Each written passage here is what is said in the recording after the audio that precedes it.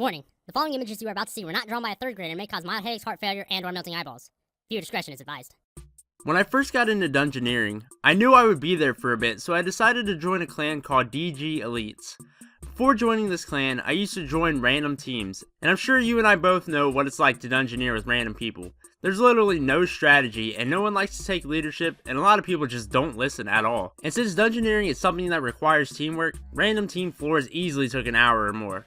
So when I joined DG Elites, I had my first floor with them, and we finished the floor in 25 minutes. At that time, that was unreal. It made dungeoneering so much more bearable. I just always felt bad because I felt like everyone else was doing all the work, because they had so much strategy, and I just kinda listened and killed stuff. I wanted to be someone who was important to the team, and since I was nearly maxed out, I felt like I might as well take the leadership role and start learning how to be a keyer. I was fairly slow at first, but I quickly became one of the faster ones. I liked keying because I liked being the person in charge, and the person I had to rely on the most on the team was myself. So I quickly got 80 dungeoneering and bought myself a rapier. I went back to Slayer, and seeing my friend use Soul Split made me want to get it because it would make Slayer so much easier.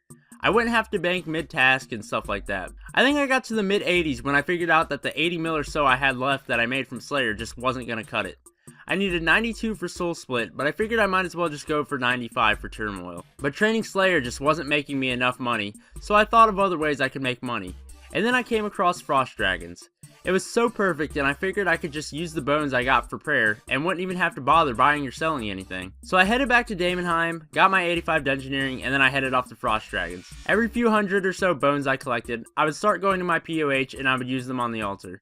At the time, I only had a War Tortoise, so it got pretty annoying pretty quickly. I decided if I really wanted to get serious with making money and collecting Frost Dragon bones, I would need a pack yak. So having racked up a few thousand charms and such from Slayer, I calculated what summoning level I would get with my charms. It wouldn't be quite enough for 96, which I needed for the pack yak, so I decided to head back to Slayer and start doing some charm collecting. I also decided I was going to start using my effigies on summoning XP.